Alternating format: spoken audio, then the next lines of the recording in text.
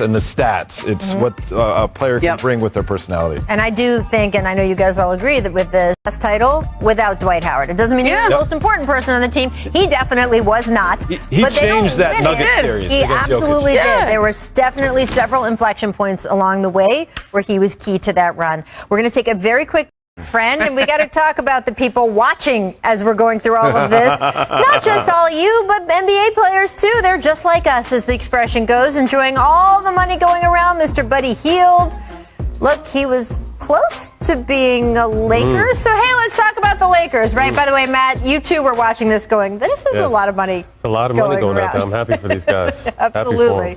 I do want to talk about the Lakers. As we know, they did not end up trading for Buddy Hield. So, Ramona, what is the latest on the Lakers' efforts to fill out that roster? Well, first they have to keep their own guys. And their own guys are Alex Caruso, Talen Horton-Tucker, and Dennis Schroeder. I don't know that they're going to do that. It gets very expensive to keep all of your own guys. Then there's also the issue of the fit with Dennis Schroeder. Alex Caruso is a guy, I don't even want to say this because I know we're in Los Angeles and people are going to get upset. Like, I mean, if you're a Laker fan, it looks like you need to prepare yourself to lose Alex Caruso. He has. Are you speaking to Laker fans or LeBron James? Because he's very attached to Alex Caruso also. Look, at some point, there's a number, right? And it reminds me a little of when Derek Fisher got paid when you weren't on the team back then, but you know what I'm talking about. He essentially, he had a great run. People loved him, and then somebody threw a lot of money at him. And at some point, there gets to be a number that you don't cross where the Lakers have to say, okay, can we go 10, 12, 13, 14 million for Alex Caruso? If he's got offers at the full mid-level, which is what my understanding is, the Lakers can trump any offer. He's their own free agent. They can pay him whatever they want. And they probably should do something because you lose him for nothing. And you still have to fill out that roster. So let's see what happens if he leaves outright or if they work out some kind of sign-in trade. But right now, it's not looking good. And guess what? They paid guys who were part of the championship in Kentavious Caldwell-Pope and Kyle Kuzma, and they had salary slots that allowed them to go after Russell Westbrook. And so there's an added benefit to paying one of your own guys, because if you have to, any reason, need maneuverability moving forward to go after someone who suddenly ends up on the market, it allows you to do so. But it's a tough one for Alex in particular, because he is indebted to the Lakers organization. He recognizes he came up with this team. But if you look at their roster depth, ideally he's like your 6th or 7th best player. The Lakers still have some more work to do before they get drilled down to making the offer for the 6th or 7th best player. The way offers are going around the league, it might not be sticking around for that long from another team. Another team might say, hey, Alex, here's a deal. It's on the table for 60 minutes. Give us an answer or it's gone. Then Alex can go to the Lakers, hey, I got this. And the Lakers say, we're not ready to deal with that yet. And it could come down to just something like that, a timing issue. Well, also, if you're trying to work out a sign and trade, that other team has to be interested in that. Yeah, why do they want to help the Lakers? Right, and not only help the Lakers, but give up some assets, right? If you're having a sign and trade, we're just seeing this now as we work out the details of the Kyle Lowry trade, and that starts to get reported. You're giving stuff up, and sometimes you're giving stuff up because you want to make salary fit. But if you don't have to, sometimes you don't want to. Can we explain this, though, like the sign-and trade with Kyle Lowry, okay? So at the trade deadline, Kyle Lowry a lot of teams wanted Kyle Lowry. Philly wanted him, Miami wanted him, Lakers wanted him. And Masai Ujiri decided to hold on to him because he didn't get the deal he was looking for. The Lakers didn't put Talen Horton-Tucker in the deal. Miami wouldn't put Precious Achiuwa in the deal at the time, or Duncan Robinson. There were reasons why there was nothing that incentivized Toronto to trade him at that point. And Masai's calculation was essentially, any of these teams that want to sign him as a free agent need the Raptors to do it. They don't have the cap space to make a $30 million offer. So they need us. So why don't we just wait until they need us and we can get something for him? And they're going to get a good young player. Precious Achiuwa is a good young player. Gordon Dragic, good player. Now, the details of that are still being worked out. So let's see who actually ends up in this deal and whether it expands to a 3-team. But when you have a free agent that's you can get something for him. You don't want to lose him for nothing when you have unrestricted free agents. So Dennis Schroeder, unrestricted free agent. Alex Caruso, unrestricted free agent. But the Lakers can still get something for both of those players if the other team wants to do that. Or needs to do that. By the way, I appreciate that you called Goran Dragic young. Yeah, me too. For those of us who are sitting up here. When you're on a team that is strapped the way the Lakers are in terms of they can only make the moves that they can make, when you lose a guy who is a little bit seen as a heart and soul guy like Alex Caruso, what does that do to the roster? But then again, you've got Russell Westbrook coming in. Talk about a heart and soul guy on every team he's been on. Yeah, that's a tough pill to swallow. I mean, he's a fan favorite out here.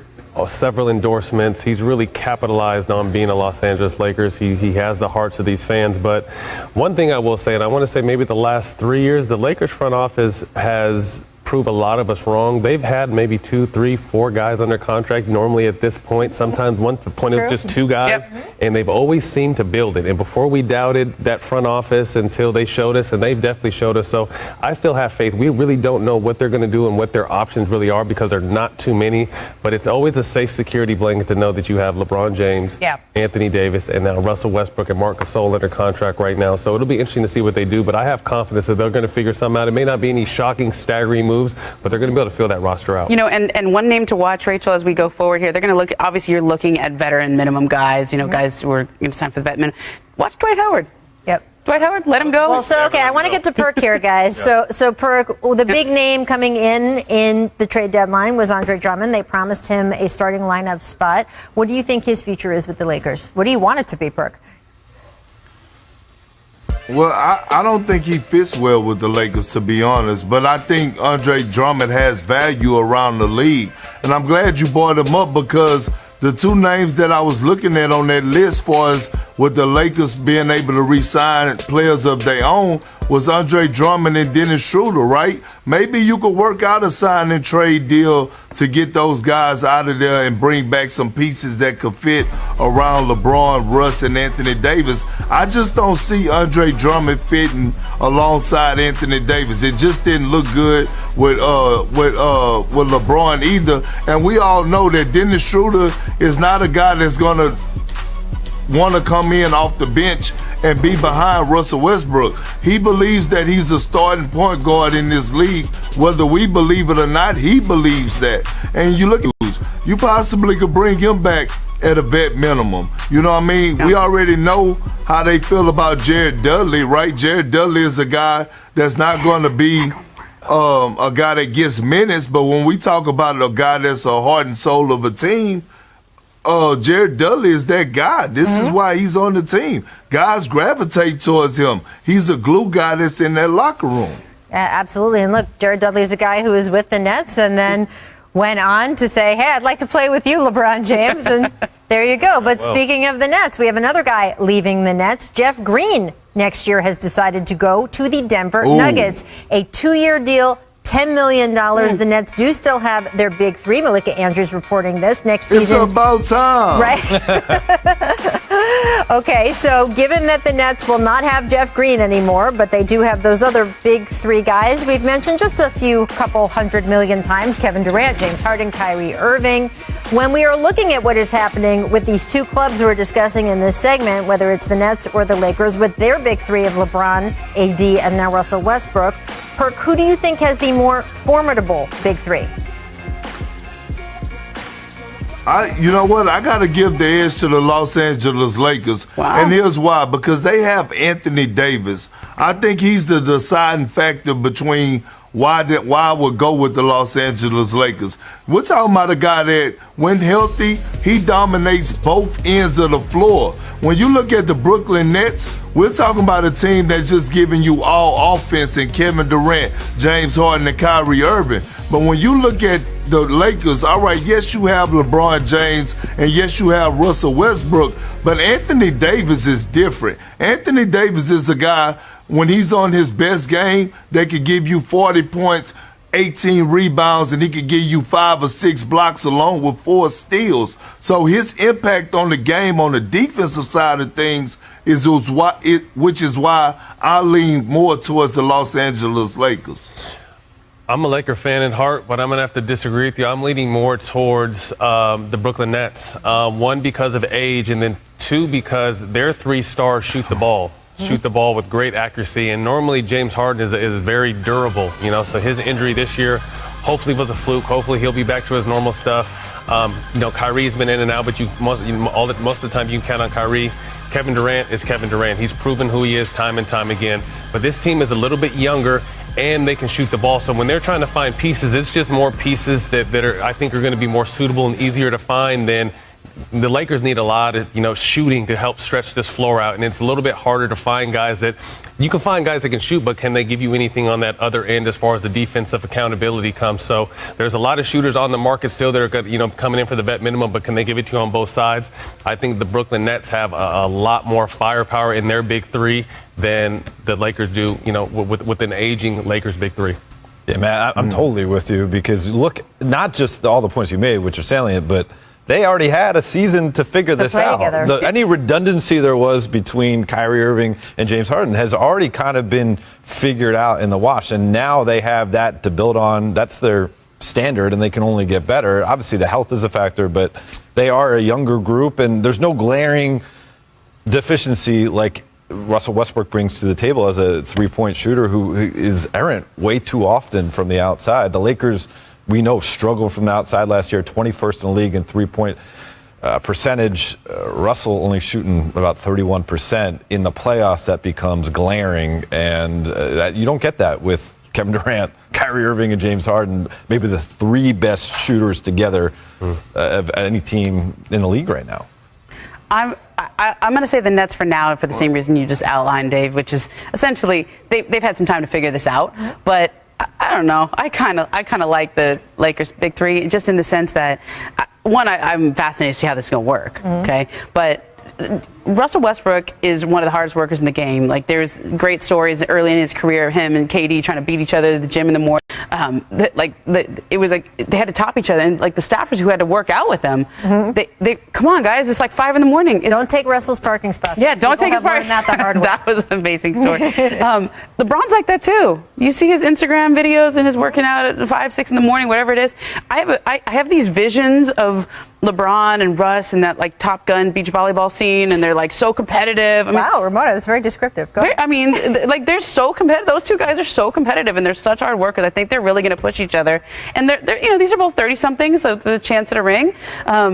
This will be good for Anthony Davis. I think it's good to have that. I totally agree with that. I think there's a lot of fire under Anthony Davis, kind of show him a day-to-day how these guys are supposed to, like you said, Russ is the heart and soul. LeBron is incredible, but I just think both those guys work ethic, the ways to be a pro, because you out here, obviously in LA, you hear things about AD and the way he likes to move, and to me, that's just being young and kind of understanding the landscape.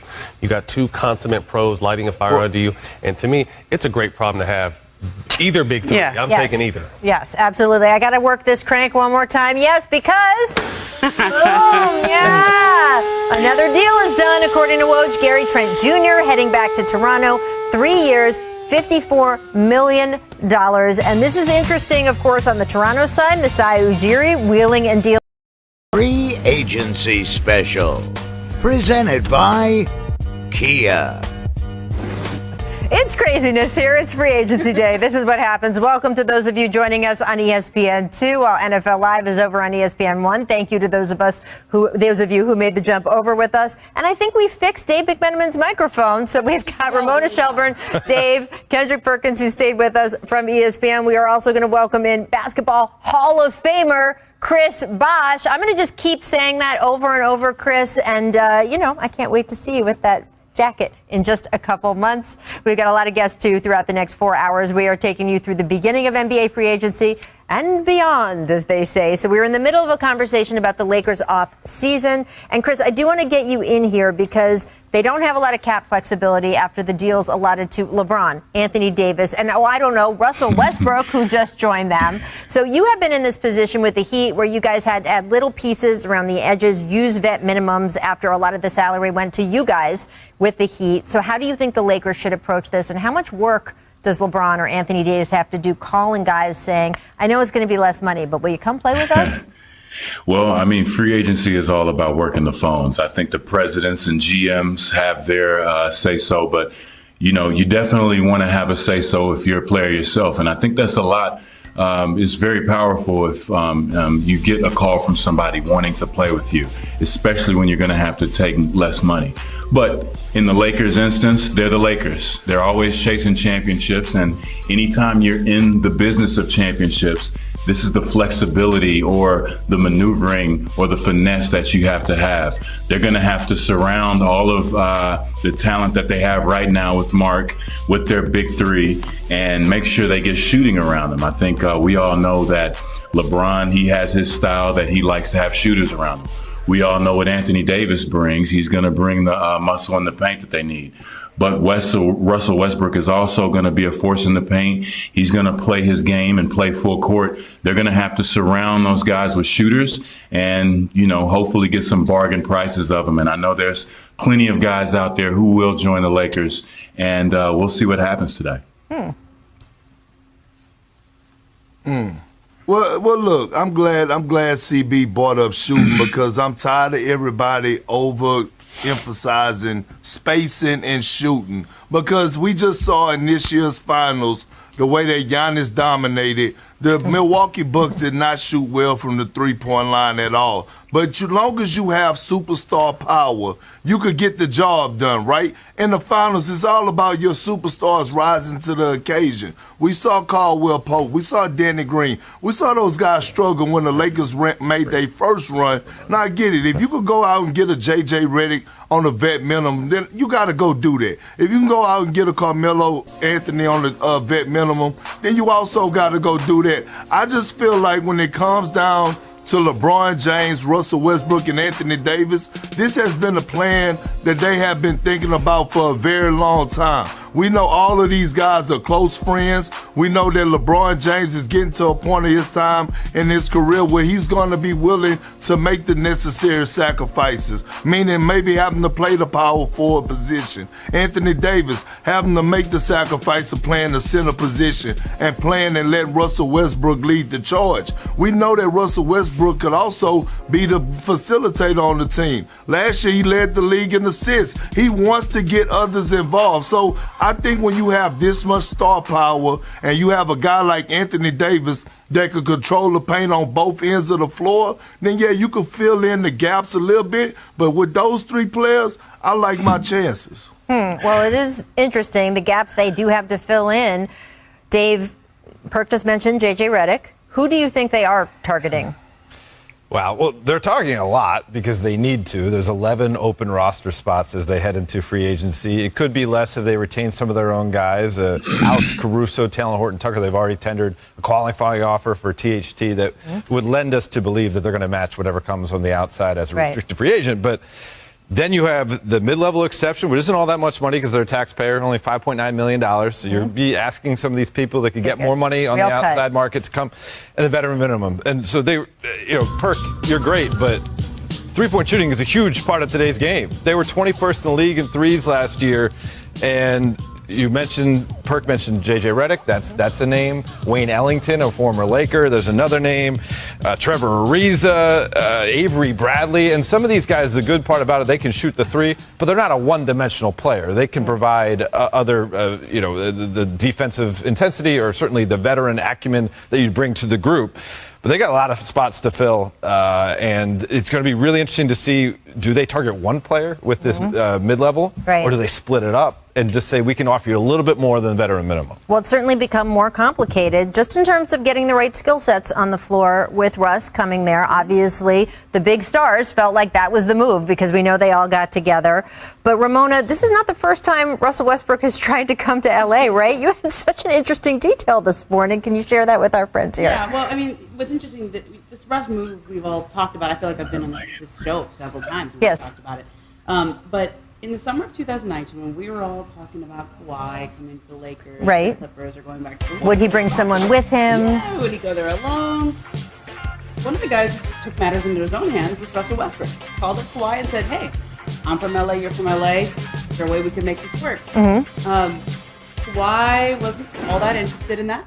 That's amazing. Kawhi ends up calling Paul George saying, hey, I'd rather go with you But you should just know that I had a conversation with your guy. So if you don't want to. So Kawhi basically said to Paul George, who was teammates with Russell Westbrook, and we remember the whole press conference and the concert and the whole thing. It's going to be the two of them. Kawhi called PG and said, hey, I don't know if you know this. Russ is looking to leave. Maybe you should leave and come with me instead. Here's what's like, it's not so much that Russ was looking to leave.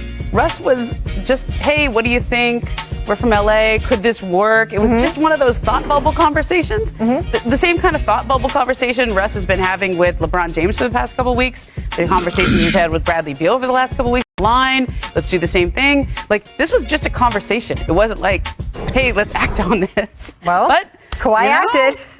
You know, look, Kaiser Sose over there, okay? Right? Like, Kawhi is a mastermind, and it was.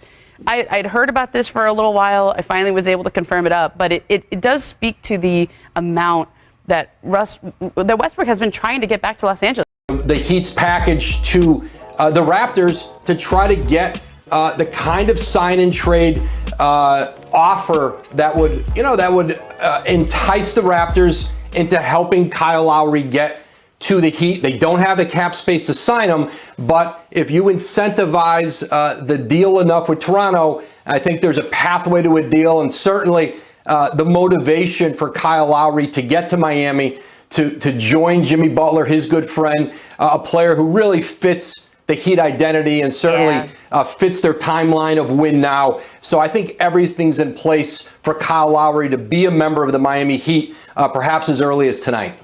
Interesting. And look, we were saying when Kyle Lowry was not dealt at the trade deadline, wow, does this mean he's going to leave Toronto for nothing? If they can work out a sign and trade with the Raptors, however, then he won't be leaving, quote, for nothing. So Masai Ujiri coming out with something on that deal, again, like Masai often does. I want to move on to Kawhi Leonard. He also opted out of his deal. Does it appear he will be back with the Clippers? Because one thing we were thinking was maybe he would keep this year and then just work out an extension. Instead, he did do the opt-out. He did, and I think it's some contractual gymnastics. Listen, he can do any number of things with his deal. He could do a 1+1. He can do a longer deal. You know, he's going to spend this year rehabbing most of the season, if not all of it, coming off that ACL surgery. But the expectation is that he will return to the Clippers. The kind of contract it'll be is unclear, but I think that Kawhi Leonard and the Clippers, certainly the Clippers are proceeding as though he will be back, and how they're planning to handle free agency, handle their cap, knowing that they're going to be minus him this year. But the expectation is he certainly returns at full strength the following year. And who knows, maybe there's a way he can return late in the season in LA. Well, look, they were very competitive all the way up through the middle of the Western Conference Finals without him. So that has got to give them some good feelings going in there. It's so interesting. We played the clip at the top of the show. It was your voice, Woj, talking about how after he left Toronto, we were in the helicopter car chase part of Kawhi's free agency. None of that this season. Just shows you how fast things move in this league. Yeah. Chris Paul, another huge name. He opted out of his player option for that last year. Does his future still, though, appear to be in Phoenix? It does, Rachel. And I think both the Suns and Chris Paul are really motivated to get a deal done tonight. They can do a long-term deal, perhaps 3 years. Moving forward, he'll be 37 years old next year in the playoffs, but you saw the high level Chris Paul was still playing at this year, just like Kyle Lowry, mid-30 point guards who are playing, at all-star level later and later into their careers. But I think that the motivation is there, the desire for the Suns and Chris Paul to get a deal done. I believe they will. And it's interesting, we've talked about some of the players, but there's teams still who are going to have some cap room today, too, whether it's New Orleans, right, the New York Knicks, the Dallas Mavericks just cleared some space. Do we expect any smaller deals with those teams, or do you think that's going to be more in the next few days? Well, I think you'll see a flurry of action tonight. Certainly the Knicks, they want to keep their own free agents. Nerlens Noel, Alex Burks, Derrick Rose, all players I think they'd like to keep there. If Goran Dragic ends up in Toronto, whether it's a trade or an eventual buyout, I think there'll be a lot of interest in Dallas. Remember, he is really, his relationship with Luka Doncic, both from Slovenia. I think Dragic was really a mentor to him They share the same agent, Bill Duffy. So I think there's certainly maybe a pathway for Dragic if this sign and trade does go through with Toronto. Either they trade him, and certainly there's other teams who have point guard needs who are going to have great interest in Goran Dragic. So I think that's something that plays out here over a period of time. Certainly a point guard kind of feel to this week. Woj, thanks so much. We will be following your Twitter account with bated breath, and we will see and hear from you throughout the day. All right, guys, I want to talk more about Kyle Lowry. He is looking, as Woj says, like he might be a member of the Miami Heat. So, Steven, what do you think that fit is with Miami, Jimmy Butler, Bam Adebayo down there? I'm not moved. Really? I'm not moved. I just have to be honest with you. I'm a fan of Kyle Lowry. He's a champion. Averaged 17 points a game last year, can shoot in the mid 30% from three-point range. He's definitely an upgrade, as far as I'm concerned, from a Goran Dragic, from a Kendrick Nunn, who I think's got a lot of promise. I get all of that. Here's the problem. When we last saw you, what happened to you? You got swept. Who was that by? That was by the Milwaukee Bucks. That's not going to be the difference. And that's where I'm coming from. When I think about Kyle Lowry, if he were with the Philadelphia 76ers, because you've got Embiid, if you were able to keep Ben Simmons while you still have him, the Tobias Harrisons of the world and stuff like that, and he was added to that mix, his experience, his poise, his defensive tenacity, his fervor, he's from that area. I covered them. I actually covered them when I was right for the Philadelphia Inquirer. This dude is a special player, no mistake about it. But in Miami, as they're presently constructed, I don't see him making that big of a deal in terms of, just basically changing the course of their future in that regard. I don't see it. I definitely think this is an upgrade, and I agree. I still think if they're going to be contenders, they're going to find another piece. And I also think, after hearing Woj speak, they're going to have to throw some more people in that pot. I don't know if Goran Dragic and their rookie from last year is going to be enough to entice Toronto. So they might have to throw one of their shooters in, which I'm sure they don't want to do. But I agree. Kyle Lowry, 35, still very solid, can still production, a great on-the-floor leader, and which they need sometimes outside of Jimmy Butler. It's a good fit, but I still feel, the East is with Brooklyn being strong, Milwaukee, the defending champs. Kyle Lowry is going to be one piece to another piece that they're going to need to really contend in the Eastern Conference. Now, Perk, I know you're always hot on those goons from Miami, as you like to call them. Do you agree with Stephen A. that this isn't quite going to get it done, or do you think maybe this could make them make a stab in the East and be coming out of the East?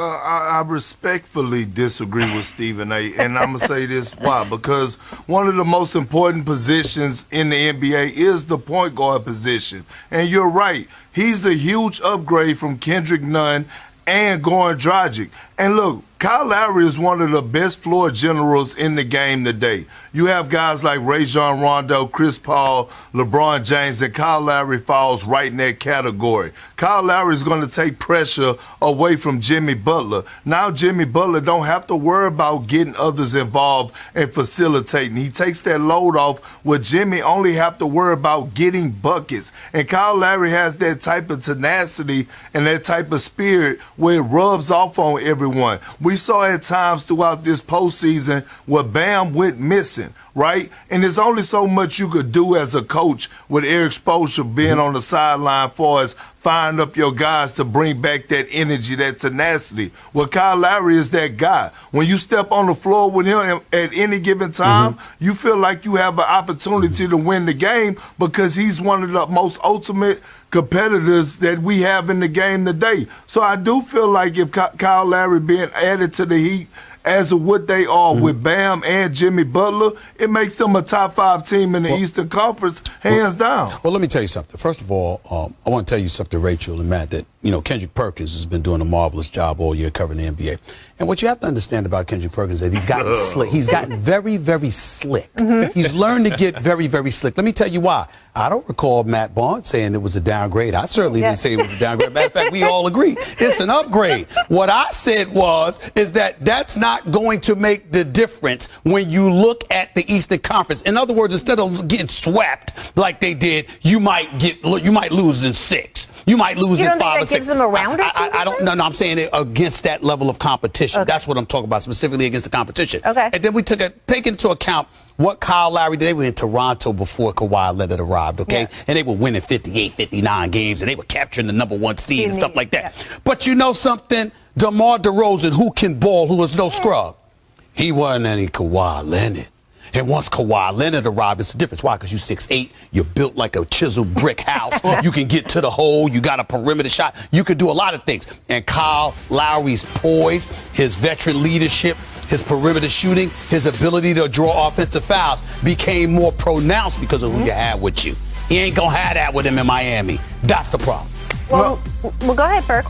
Oh, well, you see how Stephen A. telling the world that I tend to get slick. He also do the same thing, and I catch him in ways as well, right? So think about this. You want to know what happened to the Toronto Raptors when Kyle Lowry and DeRozan were winning those games and having the best record in the Eastern Conference? They ran into LeBron James. They ran into LeBron James, and they ran into a hungry LeBron James that wasn't going to be denied because he wanted to deliver a championship to Cleveland. All I'm saying is that I'm not picking the Heat to come out of the Eastern Conference. I'm saying that they are a threat when you add Kyle Lowry. And I also think that Jimmy Butler and Bam last year, they just looked tired and defeated from the long playoff run that they had the year before, going to the finals, and then coming back and having the season that they had.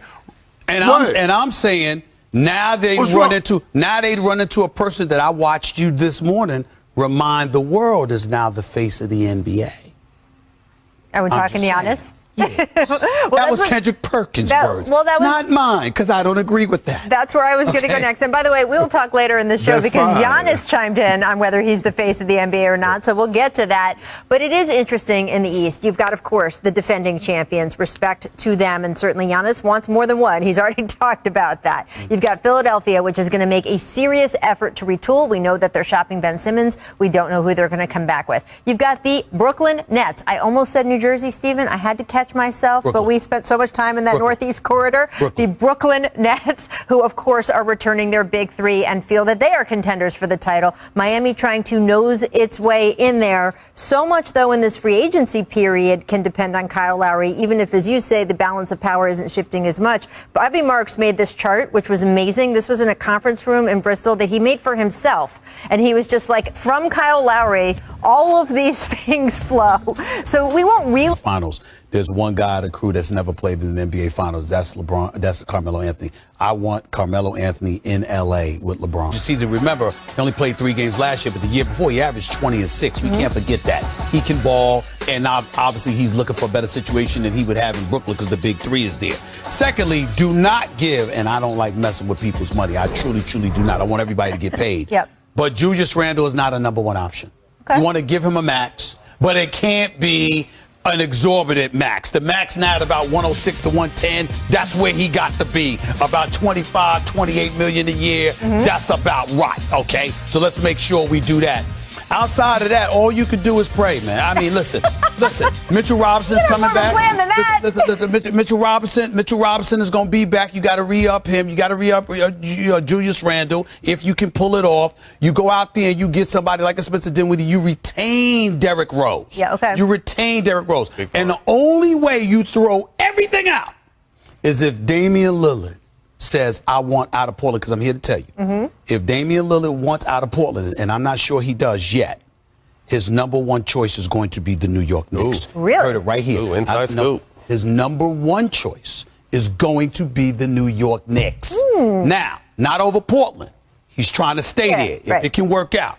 But if he decides to leave, I'm betting the house. It's the New York Knicks that he'll want to go to. Now, if you're the New York Knicks. Couple houses. Where's the camera? Steve, there you go. Leon Rose, Worldwide West, William Wesley, Scott Perry, Tom Thibodeau. I don't want to hear cap space and picks.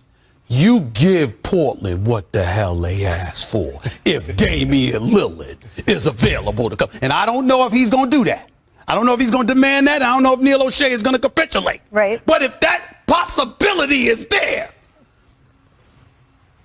Leon Rose, Worldwide West, Scott Perry, Tom Thibodeau, you do what you got to do to get Damian. Well, I'm going to ask you one question about, though, because your New York Knicks gave up a lot of the farm for Carmelo Anthony. Remember when it's possible they could have gotten him down the road in free agency, but they wanted to make sure they got him, and they gave up assets for him, and it made it a little harder for them and Melo to win. Right. So do you think that they should do the same if a Damian Lillard deal But remember, comes along? one of the problems that they existed, they didn't have the cap space. Yes. So it was picks Yes. with no cap space. Yes. You got cap space now.